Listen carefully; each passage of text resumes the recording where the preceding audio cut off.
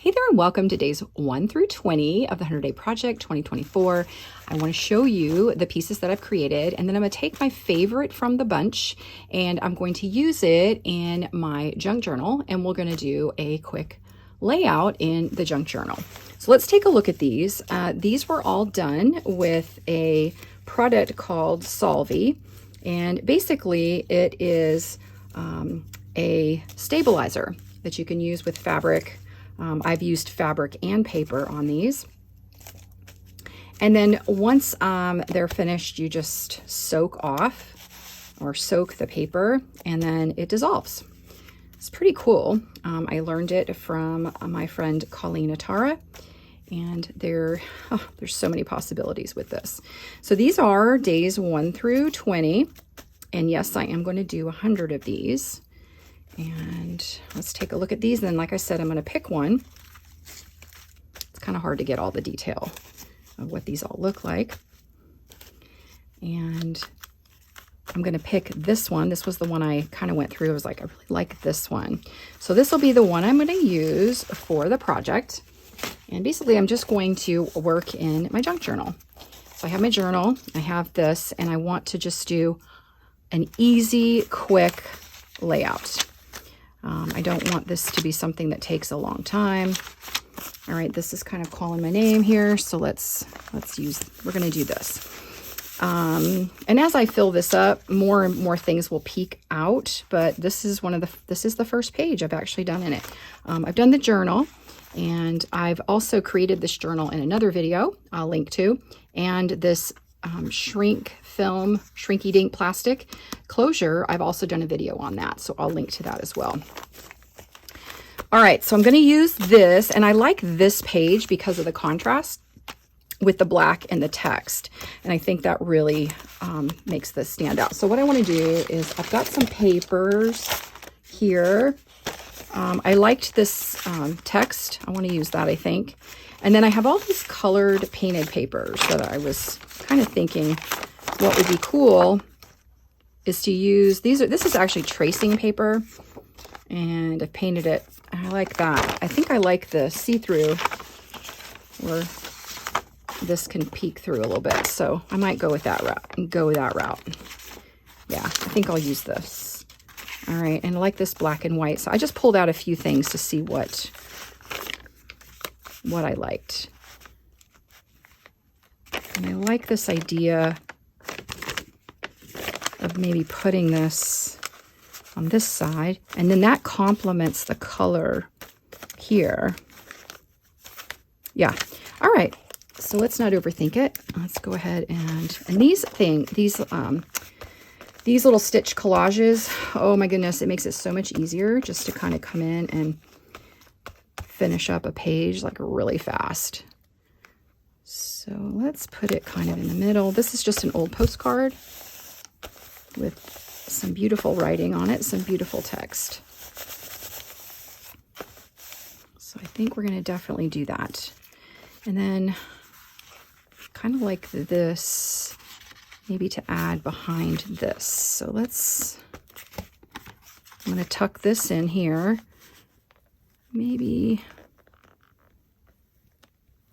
right about there. And so I've just kind of extended this page a little bit, and I don't really like this, but I'll end up covering that up later when I do something different. And I thought this would be nice right here. And then what I like about this is this white area right here, it kind of plays off of this area right here. I think it's a nice complement. Plus I got this little black and white in there.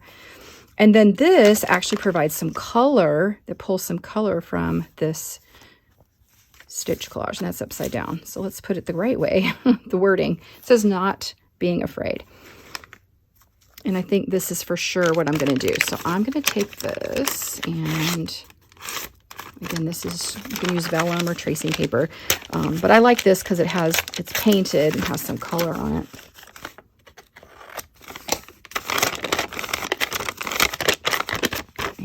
Let's see.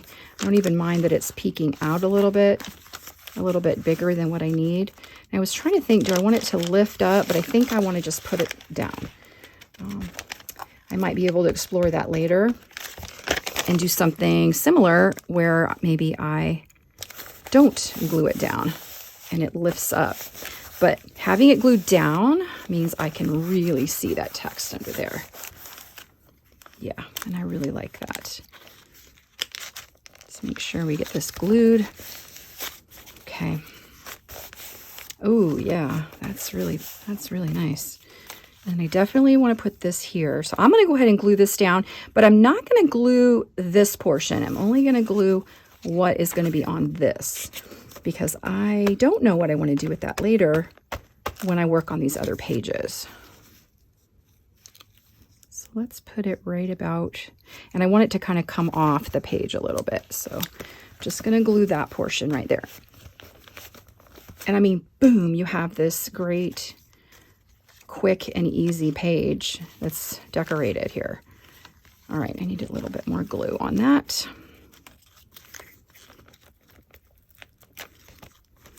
I might go back in with some double-sided tape, and I'm going to put a little bit up there for that. All right, if I need double-sided tape, I can go back and do that. But the glue stick I use is Pritt. It's pretty strong, and it's very, very sticky. All right. Oh, I love that. And this looks really nice next to this. And if it needs a little more glue, just put a little more in there. Okay, so now I'm thinking, I think this side needs a little black and white. And I have these little pieces of fabric that have some gesso painted on. And I was thinking it might be nice playing off this texture here, maybe put a piece of it over here. And then maybe here. I'm going to keep this not too complicated. But it needs some black. So I have this duct tape. It's got X's, and I just I just got this and I'm wanting to use it. So I'm going to use this. I think what I like, well, first of all, I really like it. But what I think is cool about it is it's a pattern. It's marks. I have this little pattern here, these letters here. I've got text here. I've got this loop here. I've got this pattern in the paper here. And I've got these little dots here. So this is kind of a funky addition to that. So I'm just going to put it here because this doesn't have a lot of blue in it. So let's just cover that, right?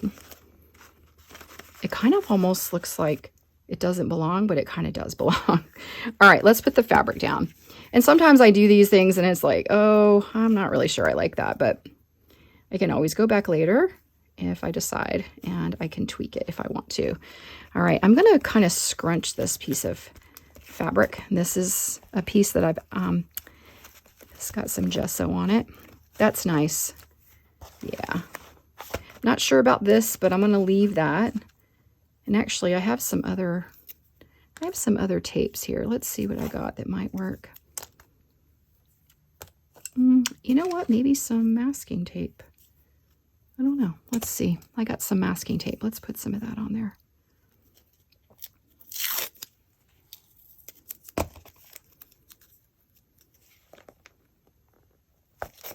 Oh, yeah. Okay, that's good. I still might come in and do something else. Okay, so for this, I was thinking of maybe putting this here like that. I love these little like tabs, but I think I should have stitched it. I think stitching would play off nicely from here.